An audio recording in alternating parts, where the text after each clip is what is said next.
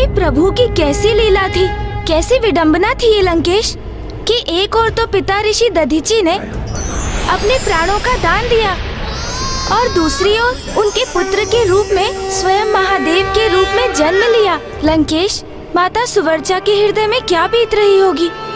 दुख और सुख दोनों एक साथ आने पर जिस विडंबना का सामना वो कर रही होंगी, उसका तो अनुमान लगाना भी कठिन है।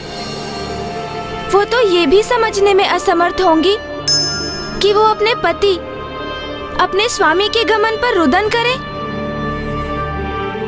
अथवा महादेव को पुत्र रूप में पाने का आनंद मनाए। लंकेश जी, जल ग्रहण कीजिए। उनका फिर क्या हुआ लंकेश? देवी सुवर्चा अपने स्वामी के वियोग में जैसे तंद्रा में चली गई थी। उनकी चेतना जड़ हो गई थी। किसी भी घटना का अब जैसे उन पर कोई प्रभाव ही नहीं पड़ रहा था। किंतु पूरे जग को प्रकाश देने वाले महादेव के नन्हे अवतार की किलकारियों ने उनका ध्यान खींच ही लिया। मेरे पुत्र, मेरे प्रभु, मेरे पुत्र, मेरे प्रभु, मेरे पुत्र। मैंने कहा था ना, जिनके दर्शन से सारा संसार खिलखिलाता है, शीघ्र ही वो हमारे अंक में खिलखिलाएंगे। जैसा मैंने कहा था वैसा ही हुआ ना। तो अब तो मुझे जगत कल्याण के लिए अस्थिदान की अनुमति दे दीजिए। स्वामी, स्वामी, रुकिए, अपने प्रभु को छोड़ के कहाँ जा रहे हैं आप? स्वामी, स्वामी, स्वामी, स्वामी, स्वामी, स्वामी, आप कहाँ चले गए स्वामी?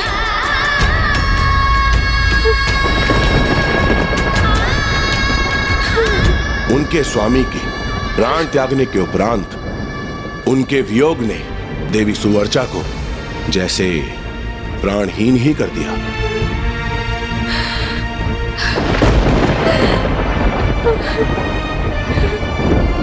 स्वामी, इस महासंकट से हमारे संसार को मेरी अस्थियां ही मुक्त कर सकती हैं। इसलिए मुझे देवताओं को अपनी अस्थियां दान करने की अनुमति दे दीजिए देवी।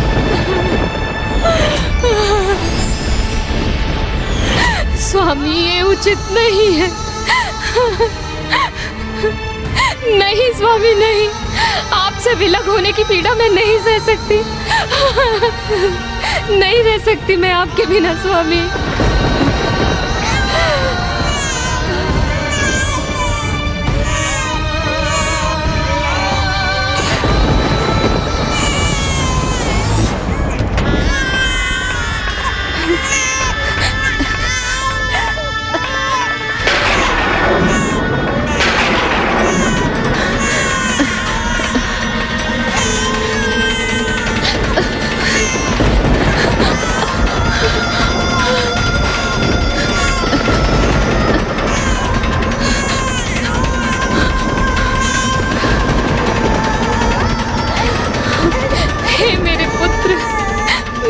करूं? ये दुख मेरे लिए भी असहन है। मैं विवश हूं। मैं क्या करूं?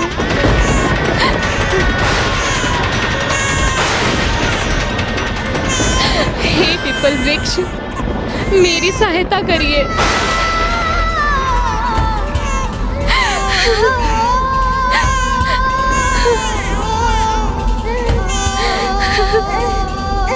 मुझे क्षमा करना पुत्र, मुझे क्षमा करना।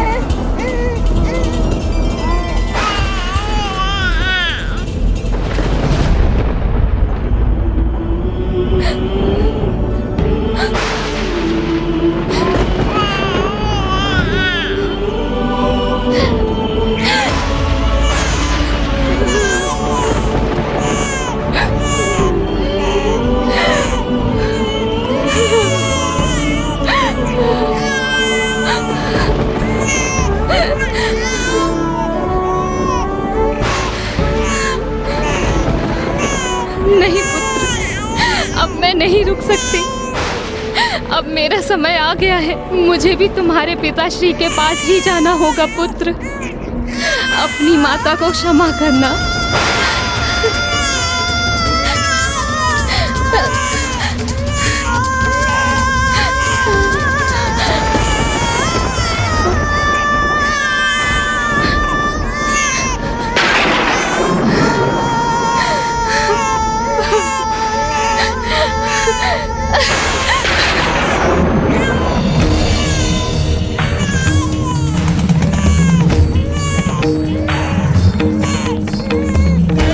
इस परिवार पर शनिदेव की ऐसी दृष्टि पड़ी कि एक नन्हा शिशु अपने माता पिता को खोकर संसार में अकेला रह गया।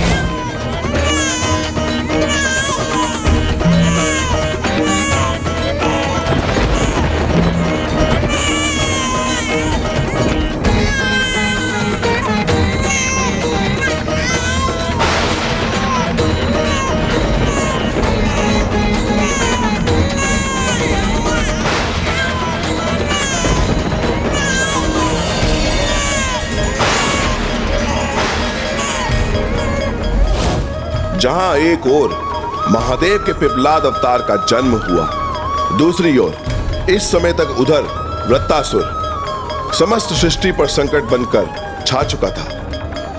वृत्तासुर जो अपनी परिक्रमा पूर्ण कर चुका था और अपने बनाए व्रत में सबको घेर चुका था और समस्त लोकों को निगलने जा रहा था। अर्थात उसकी विनाश लीला के कारण अब त्रिलोक भी विनाश के निकट था।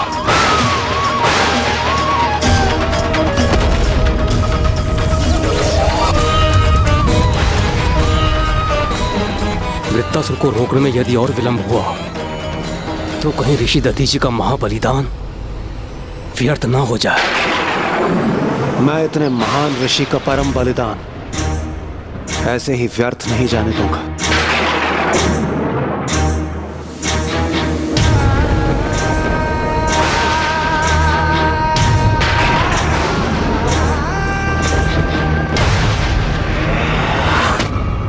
ये परिवर्तन, ये अंधकार जो सर्वत्र फैल रहा है, इसे कैसे रोकेंगे हम?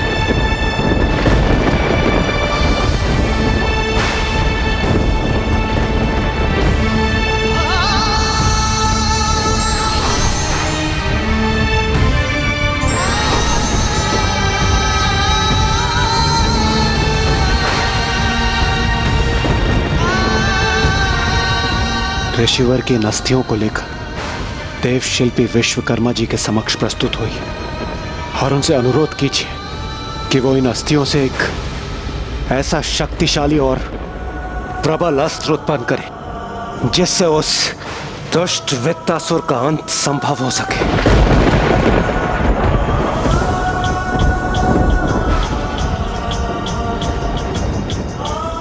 जाइए सूर्यदेव,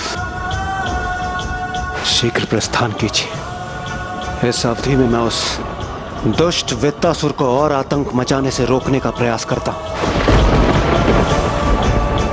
नहीं देवकर, आप में से कोई भी मेरे साथ नहीं चलेगा। आप सभी सूर्यदेव के साथ देव शिल्पी विश्वकर्मा जी के समक्ष प्रस्तुत हुए।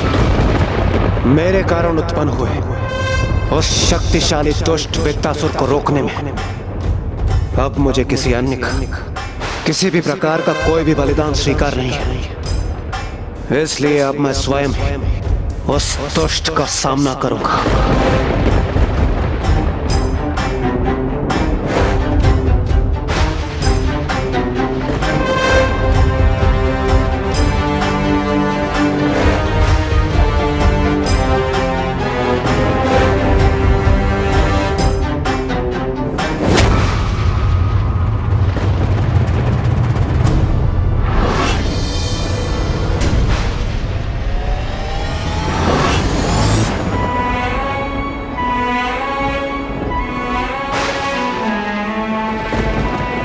मुझे स्वयं पर पूरा विश्वास है कि किसी भी स्थिति में मेरा आचरण सदैव शुद्ध ही रहेगा। मैं कभी भी विचलित नहीं हो जाऊंगा। यदि दुर्भाग्य की छाया मुझ पर पड़ भी गई तो भी मैं धर्म पथ से दूर नहीं होऊंगा। इसीलिए आपका मुझे सावधान करना व्यर्थ है। आप मुझे चुनौती दे रहे हैं ऋषिवर? हाँ शनिदेव, इसे आप मेरी चुनौती की समझता। अपनी नियति को इतने अपार संयम और आत्मबल से स्वीकार कर ऋषि दधीचि ने महानता का एक अनूठा उदाहरण प्रस्तुत किया है। अर्थात शनिदेव की दृष्टि के दो विपरीत चरम थे। एक और इंद्रदेव थे जो उनकी दृष्टि से प्रभावित होकर सुपथ से भटक गए और निरंतर भूल करते गए, और दूसरी ओर ऋषि दधीचि थे जिन्होंने शनिदेव की दृष्टि के प्रभाव के उपरांत भी अपने धर्म पथ पर अडिग रहे और जिसके लिए उन्हें इतना बड़ा मूल्य चुकाना पड़ा। देवराज इंद्र की भूलों का मूल्य मात्र ऋषिवर को ही नहीं, संपूर्ण जगत को उठाना पड़ रहा था, क्योंकि जब विश्वकर्मा जी ऋषि दधीचि की अस्थियों से विशेष अस्त्रों का निर्माण कर रहे थे, तब वृत्तासुर की उग्रता में वृद्धि हो रही थी। उसकी विनाश लीला को रोकना असंभव हो गया था। अब वो नवग्रहों को निगलने के लिए तत्पर हो उठा था।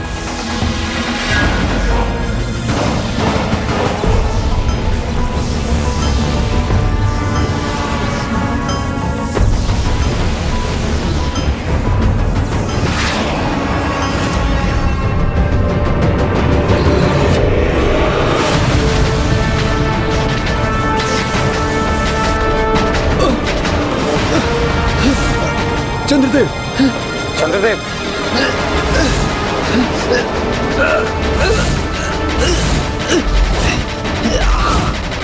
ये अचानक चंद्रदेव को क्या हो गया है? उनके आभूषण, उनके वस्त्र, उनके शरीर से विलग होते प्रतीत हो रहे हैं। देवगुरु, कदाचित दुष्ट वृत्तासुर तो समस्त सृष्टि को निगलने में सफल हो ही जाएगा। मुझे आभास हो रहा है कि जैसे वो मेरे ग्रह को निगलने ही वाला है। चंद्रदेव, आप चिंता मत कीजिए, विश्वकर्मा जी का कार्यस्थल निकट ही है। शीघ्र इंद्रदेव के पास में यह शक्तिशाली अस्त्र होगा जिससे वो उस दुष्ट वृत्तासुर का अंत करेंगे। तब तक संभालिए अपने आप को। रुक जाओ वृत्तासुर।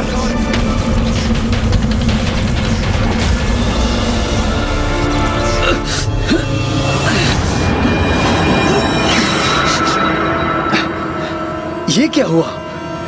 ऐसा आभास क्यों हुआ मुझे जैसे सब कुछ पूर्ववत हो गया? ओहो इंद्रदेव, तुम्हारा इतना दुस्साहस कि तुम मेरे सम्मुख प्रस्तुत हो गए, और वो भी निशस्त्र। वृत्तासुर, तुम्हारी शत्रुता मुझसे है। तुम्हारा जन्म मेरा अंत करने के लिए हुआ है। अब जब मैं स्वयं देवराज इंद्र तुम्हारे समक्ष प्रस्तुत हूं, तुम्हें मेरे कारण सृष्टि का विनाश करने की आवश्यकता नहीं है। आओ, युद्ध करो मुझसे। अब इतने विलंब के बाद तुम्हारे आगमन का क्या लाभ है इंद्रदेव? और वैसे भी मैंने तुमसे युद्ध करने का विचार त्याग दिया है। अब इस सृष्टि के अंत के साथ ही मैं तुम्हारा अंत करूंगा इंद्रदेव। और वैसे भी एक दुर्बल देवता से मुझे युद्ध करने में कोई रुचि नहीं है।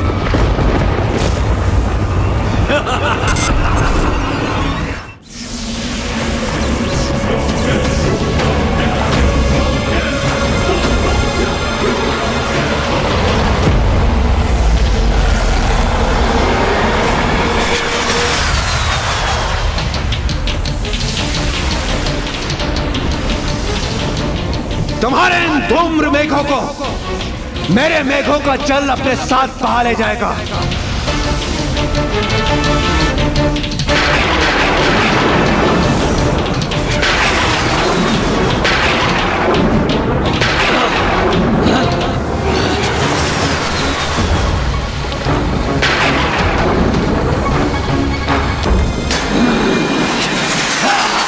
वृत्तासुर हूं मैं। मेरे प्रहार को विफल करना इतना सरल नहीं देवराज इंद्र।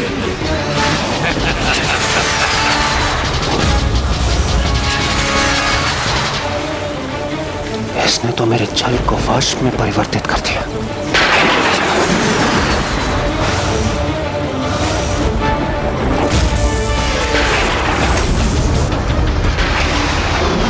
लो देवराज, अब मैं तुम्हारे मेघों को ही मिटा दूंगा।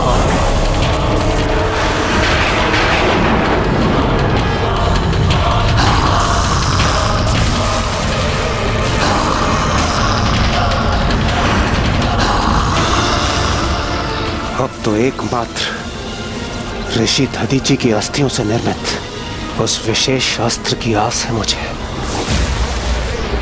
जिसे शीघ्र मेरे हाथों में होना चाहिए, तभी इसका अंत संभव है।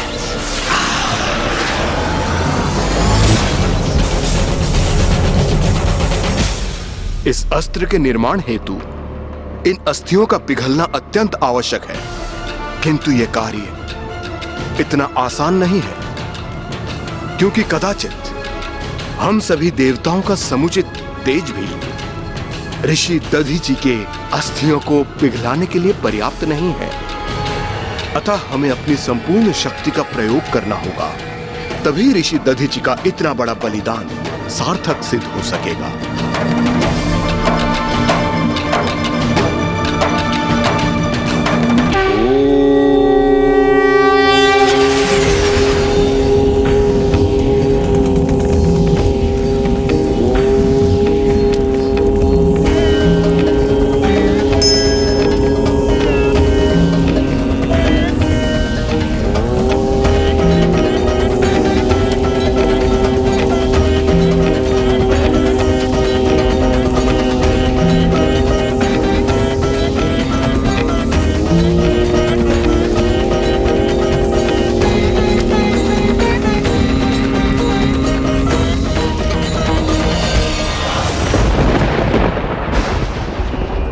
धन्य हैं आप ऋषिवर, प्राण दान करते समय भी विचलित नहीं हुए। आप अपनी चुनौती पर सर्वथा स्थिर रहे, अंत तक धर्मोचित मार्ग से विचलित नहीं हुए। आपके इस महान त्याग ने मुझे अत्यंत प्रभावित कर दिया।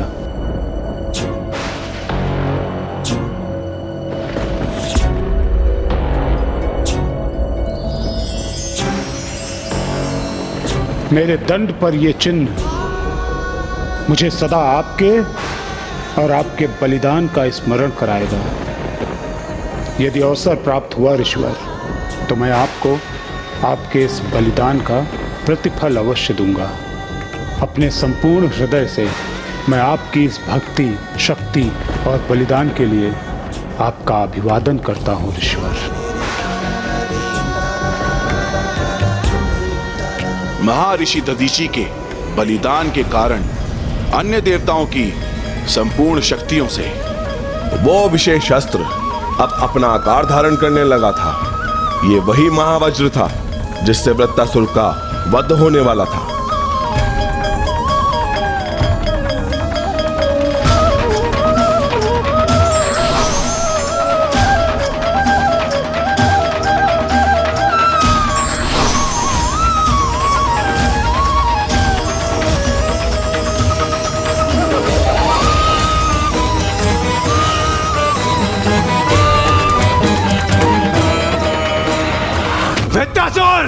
मैं तुम्हें अंतिम चेतावनी दे रहा हूं। अब मैं तुम्हें किसी और को किसी भी प्रकार की क्षति नहीं पहुंचाने दूंगा। तुम जैसे दुर्बल निशस्त्र देवता क्या करेंगे मेरा? वृत्तासुर हूं मैं, महाशक्तिशाली। मैं चाहूं तो तुम्हें नष्ट कर सकता हूं, लेकिन तुम वृत्तासुर को नष्ट करने में असमर्थ हो।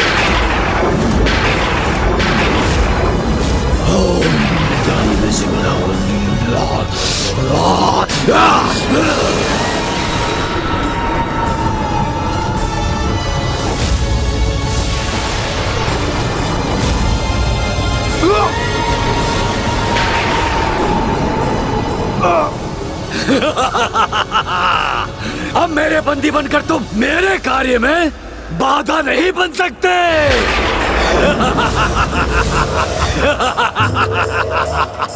अब तुम स्वयं अपने नेत्रों से संपूर्ण सृष्टि का अंत होते हुए देखो। और पछताओ। आभास करो तुमने किससे शत्रुता मोल ली है। अब अंत में तुम भी मेरे उदर में समा जाओ।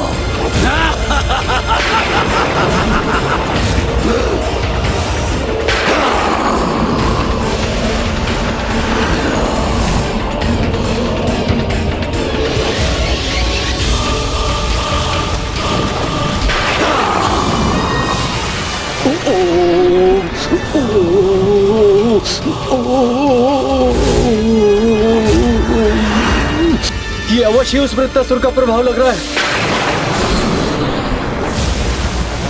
जिसके कारण मुझे इतनी शक्तिशाली खिंचाव का आभास हो रहा है।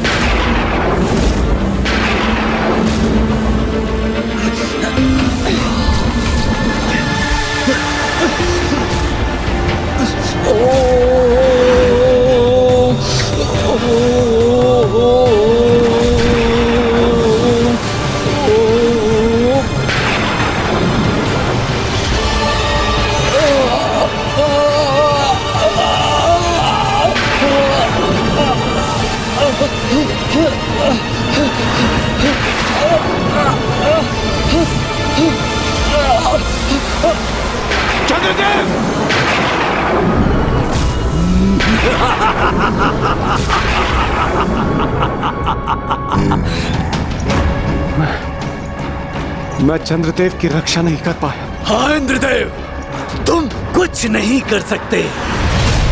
एक एक करके मैं सबको निगल जाऊंगा और उसके पश्चात मैं तुम्हें भी अपने अंधकारी उदर में प्रवेश करवाऊंगा। देखो, तुम स्वयं अपने नेत्रों से देखो कि तुम्हारी करनी का क्या फल है।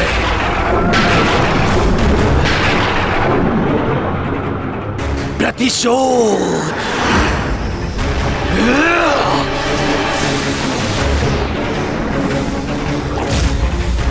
जब भी सृष्टि पर प्रभु के किसी भी भक्त पर कोई संकट आता है तो प्रभु महादेव स्वयं उसकी सहायता के लिए वचनबद्ध हो जाते हैं। किंतु ऐसे समय में जब उनका अवतार ही स्वयं अपनी मां अपने पिता के लिए विलाप कर रहा था, कोई उसके निकट नहीं था। अर्थात मेरे प्रभु महादेव शिव शंकर शंभु एक शिशु के रूप में निपुण अकेले ही रह गए।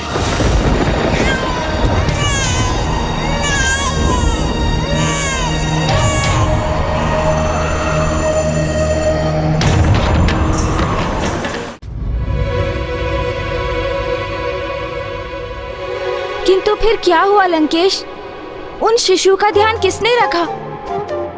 माता पिता के अभाव में वो जीवित कैसे रहे लंकेश?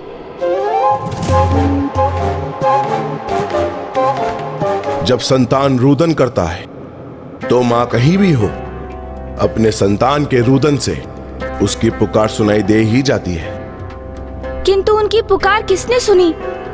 आप ही ने अभी कहा था कि उनकी माता उन्हें सदा के लिए छोड़कर चली गई थी। फिर वो प्रभु के शिशु रूप की पुकार कैसे सुन सकती थी?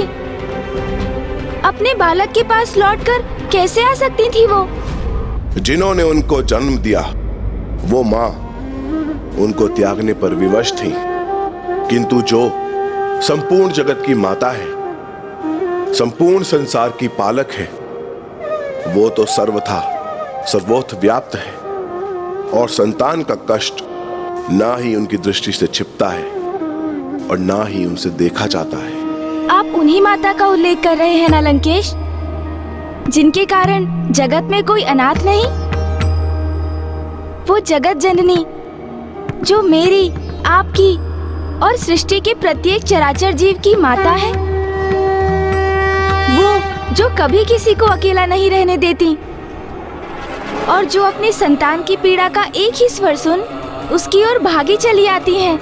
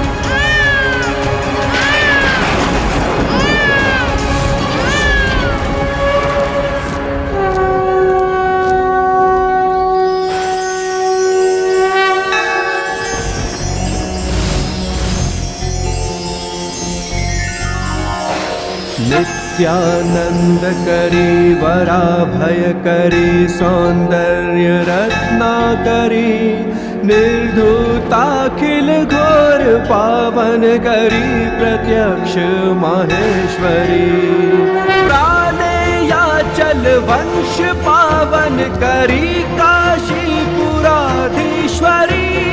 भिक्षां देहि कृपावलंबन करी माता अन्नपूर्णेश्वरी माता अन्नपूर्णेश्वरी।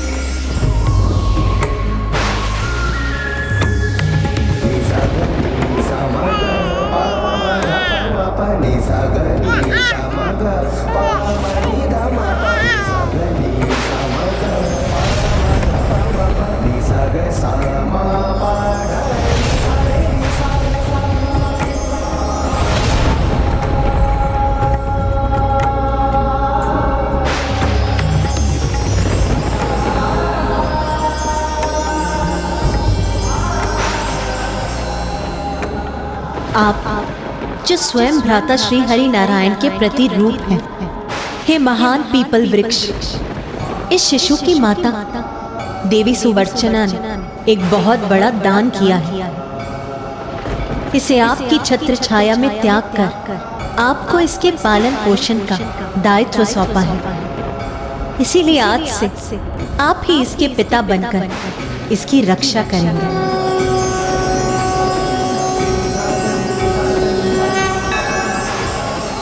और इसकी माता बनकर अपने पीपल वृक्ष के पत्रों से इसका पोषण करेंगे, जिसके लिए मैंने आपके पत्रों को पौष्टिक तत्वों से परिपूर्ण कर दिया है। आपने जो उत्तरदायित्व मुझे दिया है, मैं उसे अवश्य पूर्ण करूंगा।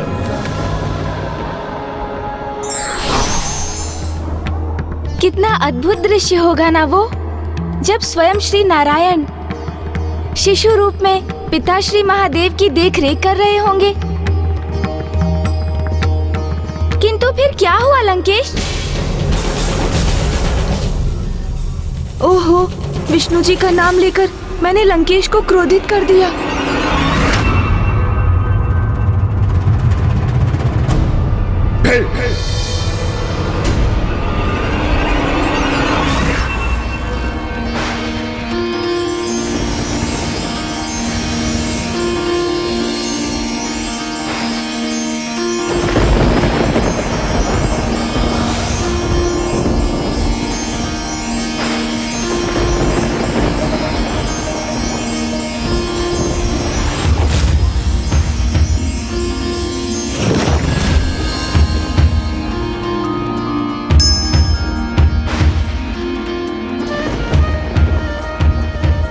तुम अनाथ नहीं हो पुत्र, स्वयं जगत के पालनहार भ्राता श्री हरि नारायण पीपल वृक्ष के रूप तुम्हारा ध्यान रखेंगे पुत्र, और पीपल वृक्ष के पत्रों से पोषण प्राप्त कर तुम्हारा विकास होगा, और जगत में तुम पिपलाद के नाम से विख्यात हो, पिपलाद के नाम से विख्यात हो।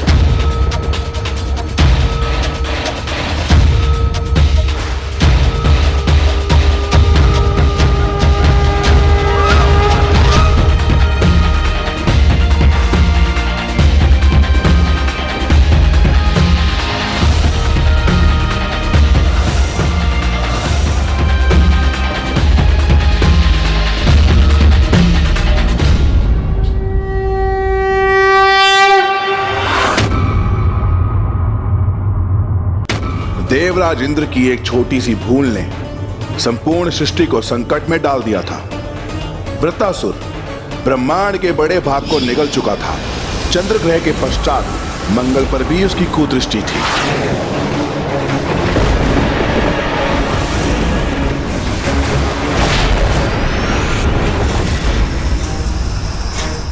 स्वामी, इस अनर्थ को रोकने के लिए आप स्वयं कुछ क्यों नहीं कर देते? नहीं देवी, इस असुर का जन्म तो देवराज इंद्र के अंत के लिए ही हुआ है। अतः मात्र देवराज इंद्र ही हैं जो ऋषि दधीचि की अस्थियों से निर्मित वज्र से इस असुर का अंत कर सकते हैं।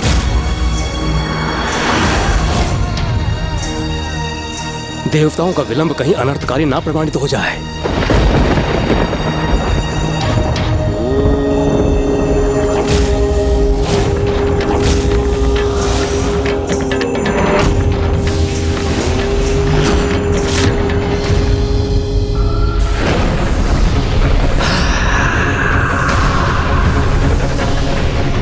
ये दुष्ट मंगल पर अपनी दृष्टि साध रहा है। मैं कैसे रोकूं इसे? ये विश्वकर्मा जी को इतना विलंब क्यों हो रहा?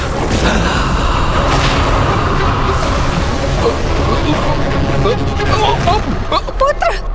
माता, प्रतीत होता है ये वृत्तासुर आपके पुत्र मंगल को निगले जा रहा है। पुत्र मंगल!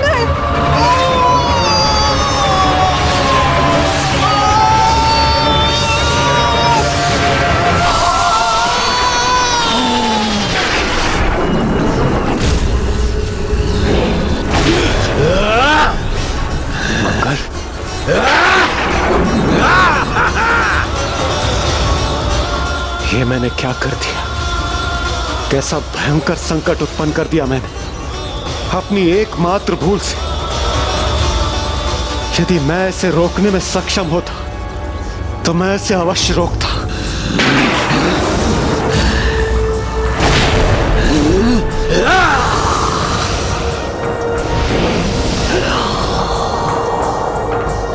अब इस अनिष्टकारी खिंचाव का प्रभाव तो मुझ पर भी हो रहा है।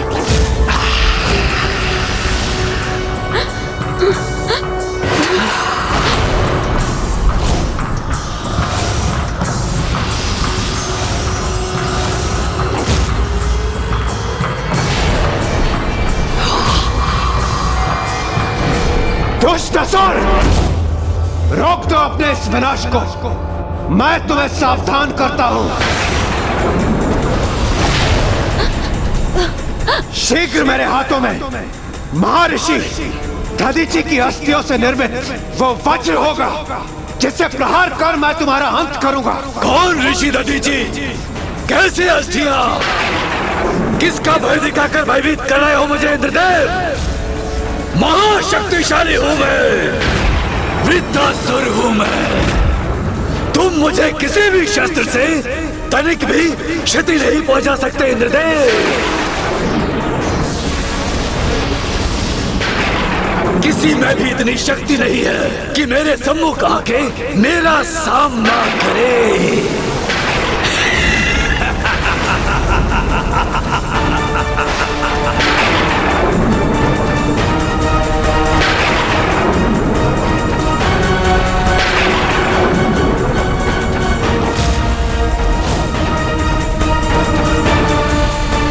धैर्य रखिए देवी, धैर्य रखिए।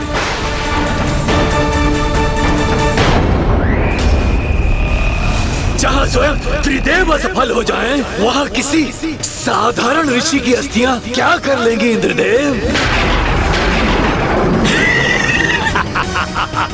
जिस अहंकार के प्रभाव में ये ऋषि दधीचि का अपमान कर रहा है, वही अहंकार इसके सर्वनाश का कारण बनेगा। अपने कर्मों का दंड ये अवश्य भुगतेगा। और ये सुनिश्चित करूंगा मैं, शनिदेव।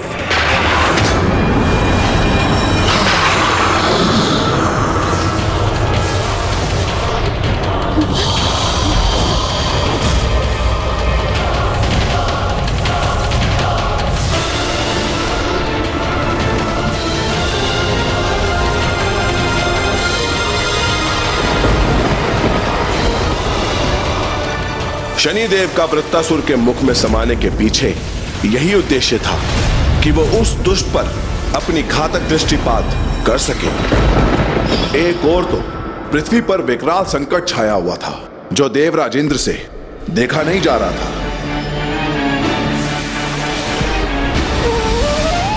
और दूसरी ओर वो वज्र जिसकी गणना संसार में सर्वाधिक शक्तिशाली अस्त्रों में की जाती है, जो परम त्याग, आत्मबल और आत्मिक शक्ति का प्रतीक था, जो इन सभी श्रेष्ठ गुणों का परिणाम था, वो अब प्रकट हो चुका था।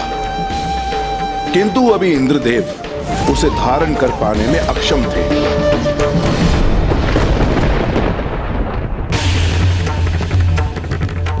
हे प्रभु श्री हरि नारायण, मुझ तक मेरा अस्त्र पहुंचाने में मेरी सहायता कीजिए प्रभु, सहायता कीजिए।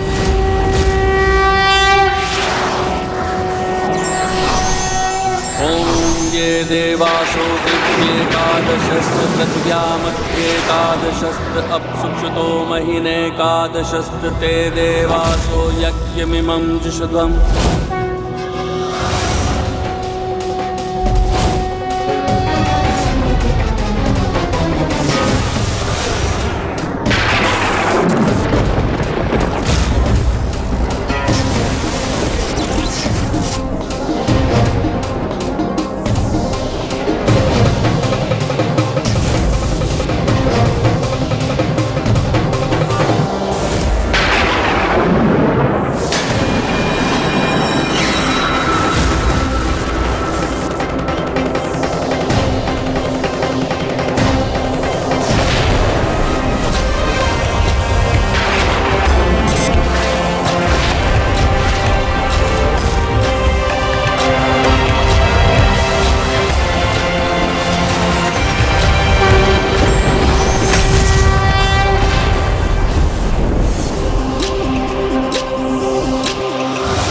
अब इस दिव्यास्त्र की सहायता से मैं इस ग्रह को रोक दूंगा।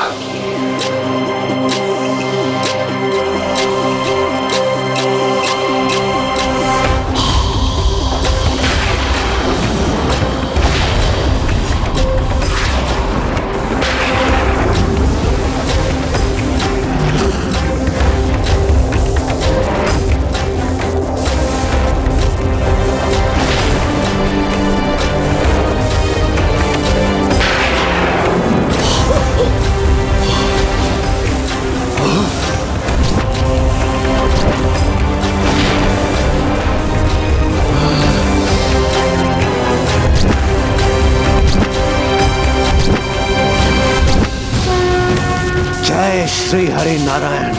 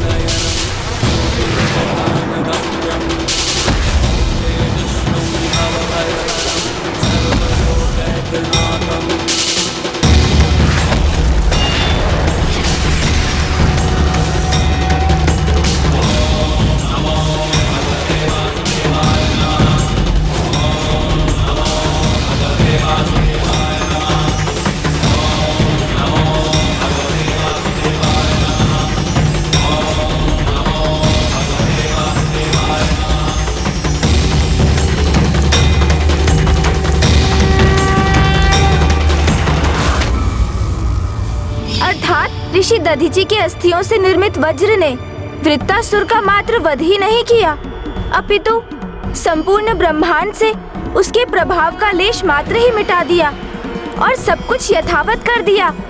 हाँ गौरी पुत्र, ये ऋषि दधीचि के ही त्याग का परिणाम है, जो अभी भी संसार सुरक्षित है। लंकेश जी, ऋषि दधीचि के पुत्र पिप्लाद का क्या हुआ?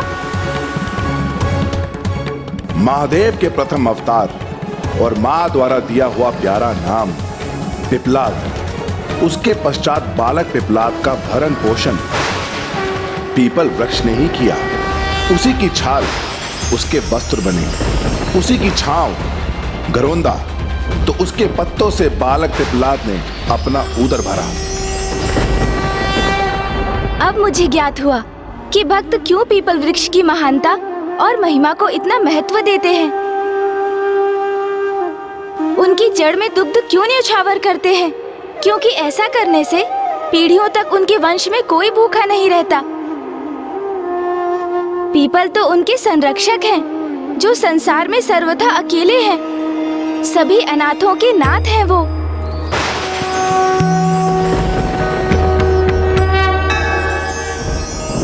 आपका साथ तो अत्यंत आनंददायक है। मेरी जैसी कुशाग्र बुद्धि संपन्न यदि मेरी किसी से भेंट हुई है तो वो आप ही हैं गौरी पुत्र। मेरे एकमात्र संकेत से आप कथा का संपूर्ण मर्म समझ जाते हैं। मैं तो पुनः यही कहूँगा लंकेश कि इसमें आपका ही श्रेय है। आपकी ही संगति का प्रभाव है ये। लंकेश जी, जल ग्रहण कीजिए। माता अन्नपूर्ण की कृपा से पीपल वृक्ष को अन्य पोषक तत्व प्राप्त हुए जो स्वास्थ्य के लिए अत्यंत लाभदायक थे। ये एक ऐसे वृक्ष हैं जिनके निकट प्राण वायु प्रचुर मात्रा में सदैव रहती है। उसी पीपल वृक्ष के छत्र छाया में पलकर शिशु अवस्था से बाल अवस्था में पहुंचे प्रभु पिपलाद।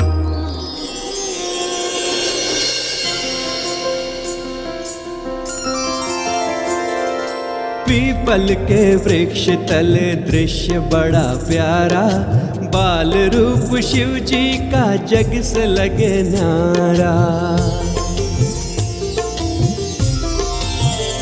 संध्या ढले झिंगुर गे लहरी भी आए, लोरी सुना के निद्रा प्रभु को कराए। ओ पीपल तले जागे सोए पत्रों को खाया, बाल से बालक बन के ज्ञान वही पाया। बालक ने शिव समान रूप जो दिखाया, माता के संग हर कोई खिंचा चलाया। पीपल के वृक्ष तले दृश्य बड़ा प्यारा, बाल रूप शिव जी का जग से लगे न्यारा। पीपल के वृक्ष तले दृश्य बड़ा प्यारा, बाल रूप शिव जी का जग से लगे न्यारा।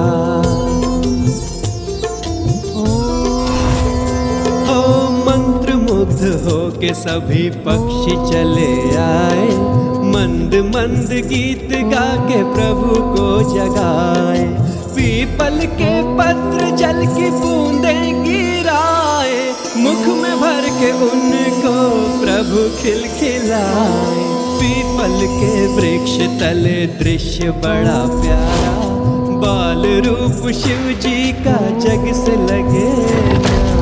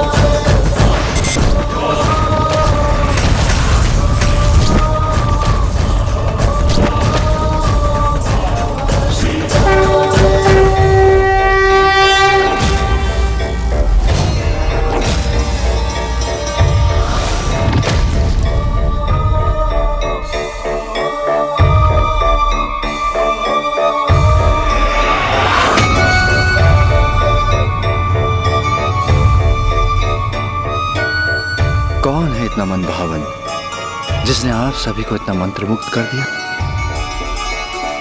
आपके ही बाल स्वरूप में स्वामी, अत्यंत मनोहर है आपका ये रूप।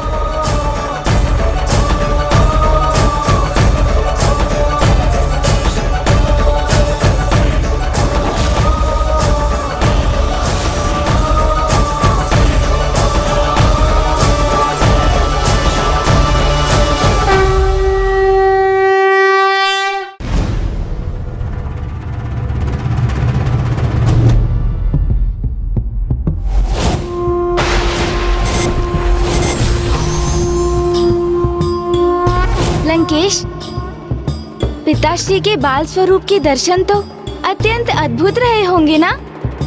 इसीलिए तो समस्त कैलाशवासी उनको देखकर भाव विभोर हो गए। पदेत्वर्चने पतति नमन कस्य न बचा, अर्थात मेरे प्रभु महादेव शिव शंकर शंभु अपने प्रत्येक रूप में अद्भुत है।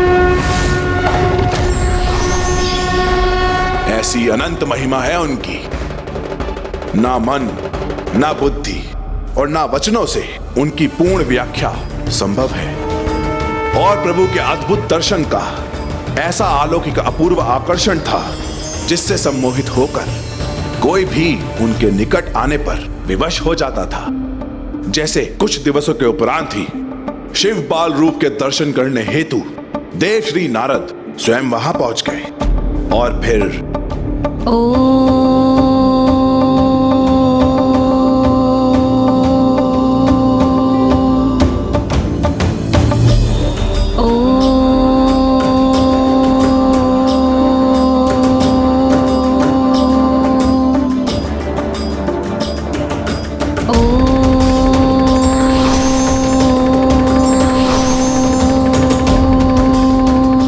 दिव्य स्वरूप है भोलेनाथ का।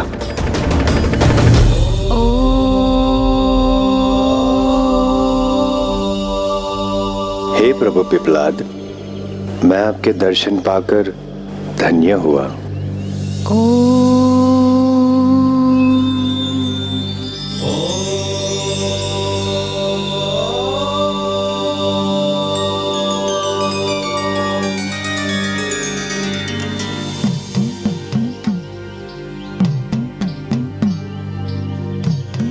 पिपलाद,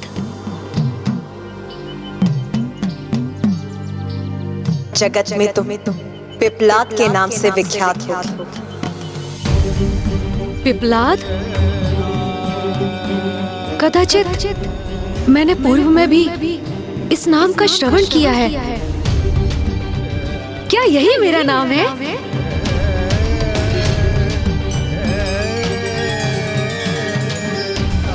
पिपलाद,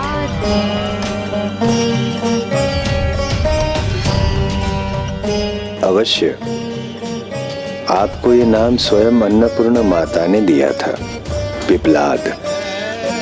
स्वयं जगत के पालनहार भ्राता श्री हरि नारायण पीपल वृक्ष के रूप तुम्हारा ध्यान रखेंगे पुत्र, और पीपल वृक्ष के पत्रों से पोषण प्राप्त कर तुम्हारा विकास होगा, और जगत में तुम पिपलाद के नाम से विख्यात, पिपलाद के नाम से विख्यात।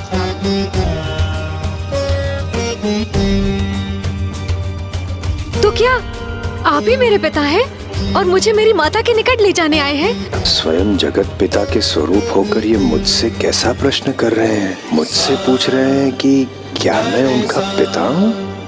निसदा मदसा सा गरे सा निसदा मदसा। मैं तो सन्यासी हूँ, ऋषि नारद मेरा नाम है। हाँ? नारद, देवर्षि नारद। ओह, प्रणाम ऋषिवर। आपको तो मेरे माता पिता का परिचय अवश्य ज्ञात होगा। नारायण नारायण, इनमें मैंने प्रभु शिव को तो दूर से ही पहचान लिया था, किंतु इनमें इस बालक को तो अब पहचान पा रहा हूँ, जिन्हें अपने माता पिता और स्वयं का परिचय ही नहीं ज्ञात, किंतु ये मुझे पहचानते हैं, तो फिर स्वयं को लेकर अपरिचित क्यों हैं? आज तक जिनसे भी मेरा संपर्क हुआ, उनमें से आप प्रथम हैं जिन्हें मेरा परिचय प्राप्त है। अन्यथा यहाँ निर्जन आश्रम के अतिरिक्त और कुछ भी नहीं है। हाँ, कुछ वन्य जीव जंतु अवश्य हैं, जो नियमित रूप से आकर मेरा मन बहलाव करते हैं, किंतु उनसे तो मुझे अपने किसी भी प्रश्न का उत्तर नहीं मिला।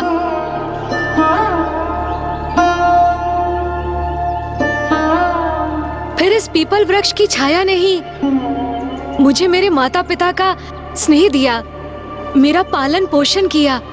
मैंने इनसे प्रश्न किया, मुझे तो कोई उत्तर नहीं दिया। किंतु इनके पत्तों की सरसराहट से ओम की ध्वनि प्रस्फुटित हुई। मैंने निरंतर ओम शब्द का जाप किया तो मुझे ज्ञान प्राप्ति हुई, परंतु स्वयं अपना परिचय ज्ञात न कर सका कि मैं कौन हूं, क्या हूं, मेरा अस्तित्व क्या है। बस इसी आशा में प्रतीक्षा करता रहा कि मेरे माता पिता आएंगे, मुझे ढूंढेंगे, और तब से मैं यहीं पर हूं, इसीलिए यहाँ से कहीं दूर नहीं गया। तो फिर मुझे बताइए ऋषिवर नारद, कौन है मेरे माता पिता और वो अभी तक मुझे लेने क्यों नहीं आए हैं? कैसे बताऊं इस नन्हे बालक को कि वो नरजीवन आश्रम इनके माता पिता का ही है। कैसे बताऊं इन्हें कि अब वो जीवित नहीं है और जिनकी ये इतनी आतुरता से प्रतीक्षा कर रहे हैं वो इन्हें लेने कभी नहीं आएंगे। और ये भी कैसे बताऊं इन्हें कि तब जो हुआ उसमें इनका कोई दोष नहीं था, वो तो बस शनिदेव की दृष्टि का प्रभाव था। देव ऋषि नारद के लिए उनके समक्ष संपूर्ण घटना को बताना अत्यंत कठिन था, किंतु प्रभु पिपलाद जी ने इतनी विनम्रता से आग्रह किया कि देव ऋषि उनको बताने में विवश हो गए और फिर उन्होंने प्रभु पिपलाद जी को सब कुछ बता दिया कि कैसे शनिदेव की अनियंत्रण दृष्टि के प्रभाव से प्रभु पिपलाद का परिवार नष्ट हो गया और वो इस संसार में अकेले रह गए।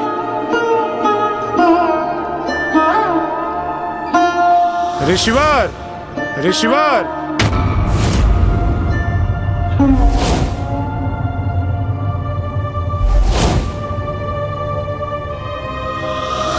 देवराज इंद्र के साथ छल किया है आपने, इसका उचित दंड आपको अवश्य प्राप्त होगा। यदि मेरे पुत्र का अपमान या अहित हुआ तो मेरे क्रोध से कोई सुरक्षित नहीं रहेगा। ऋषि के क्रोध से उत्पन्न उस असुर के वध के लिए हमें एक ऋषि की अस्थियों से निर्मित अस्त्र की ही आवश्यकता है, और एक ऐसे अस्त्र के निर्माण के लिए हमें केवल ऋषि दधीची की ही अस्थियों की आवश्यकता होगी। जब इंद्रदेव के कृत्य के कारण समस्त सृष्टि पर वृत्तासुर के रूप में सृष्टि पर संकट छाया तो ऋषि दधीची ने जगत कल्याण हेतु और वृत्तासुर का वध करने के लिए अपनी अस्थियों का दान किया, अपनी अस्थियों का दान किया।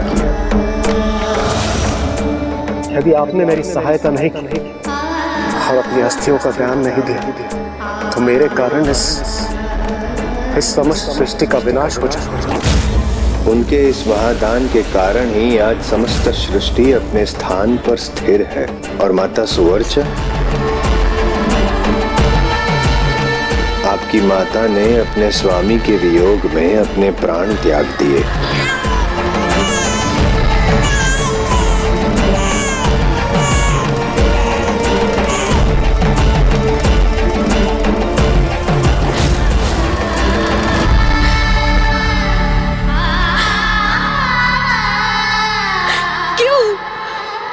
परिवार के साथ ऐसा क्यों हुआ? क्यों मेरे पिता को अपनी अस्थियों का दान, मेरी माता को अपने प्राण त्यागने के लिए विवश होना पड़ा? नारायण नारायण, जो कुछ भी हुआ शनि दृष्टि के कारण हुआ, और फिर शनि दृष्टि के कारण ऋषिवर के समक्ष ऐसी कठिन परिस्थिति उत्पन्न हुई कि संसार की रक्षा हेतु उन्हें अपने प्राण त्यागने पर विवश होना पड़ा।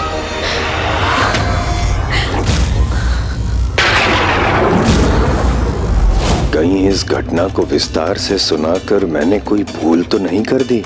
जो कुछ भी हुआ शनि दृष्टि के कारण।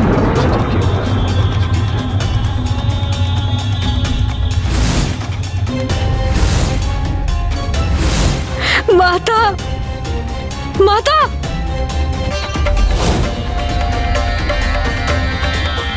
कैसा अनर्थ कर दिया मैंने। प्रभु पिपलाद के क्रोधावेश को जागृत कर दिया मैंने।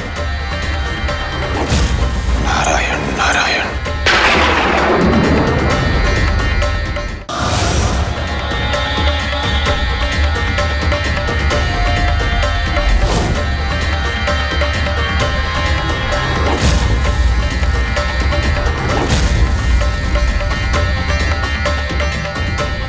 माता!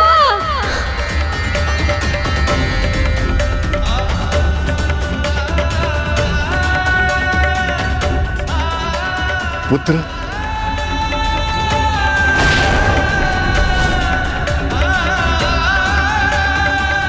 पिताश्री, पुत्र। हाँ?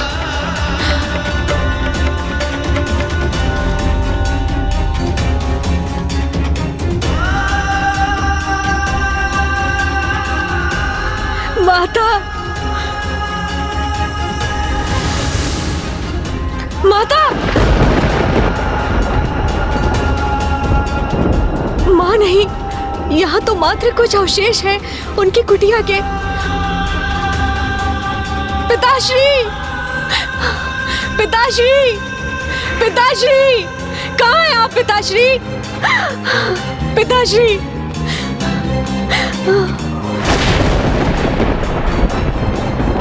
पिताश्री, वो भी नहीं है यहाँ, मात्र उनकी चरण पादुकाएं हैं यहाँ।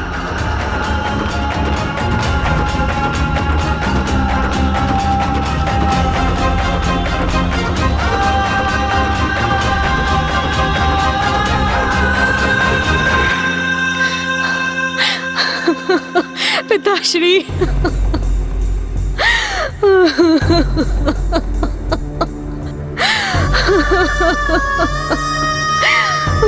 पिताश्री!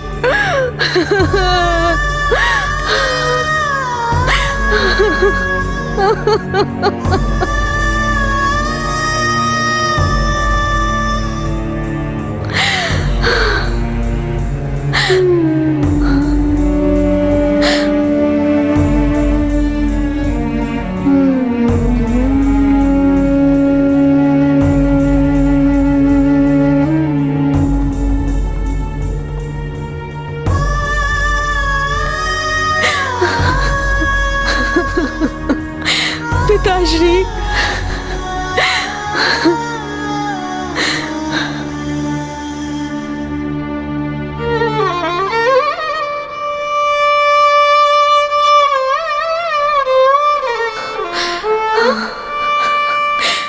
प्रणाम पिताश्री।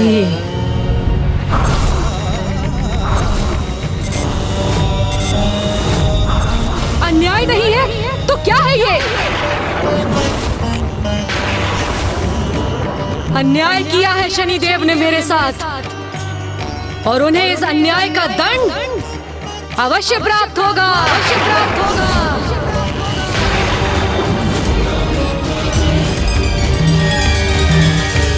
प्रभु पिपलाद के साथ तो ये बहुत ही दुखद हुआ लंकेश जी, और अब तो वे बहुत कुपित भी हो चुके थे। लंकेश जी, जल ग्रहण कीजिए।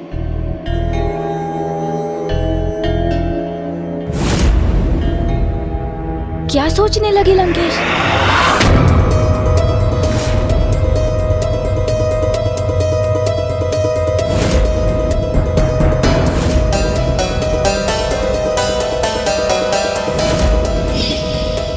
मैं तो इस संपूर्ण यात्रा में निरंतर इस कलश से जल ग्रहण करता रहा हूँ, किंतु तब भी अभी तक इसमें जल शेष है। कहीं उसके पीछे गणेश जी का कोई परोक्ष प्रयोजन तो नहीं?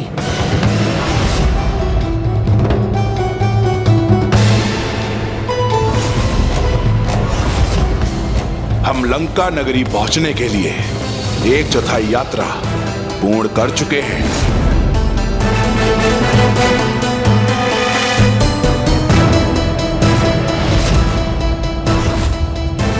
इस यात्रा में हमने सर्वप्रथम वन पार किया, फिर पर्वत, और अब तीव्र धूप में हम ये मरुस्थल भी पार करने वाले हैं। इस समूचे समय में आप मुझे इस कलश से जल प्रदान करते रहे, फिर क्या कारण है जो अभी भी इसमें जल शेष है,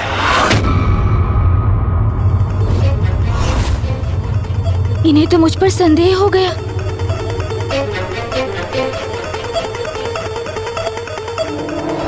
मुझे बताइए गौरी पुत्र, ये कैसे संभव है? अब क्या कहूं मैं? इसमें आपका क्या गुप्त प्रयोजन हित है? इसके पीछे क्या आशय है आपका?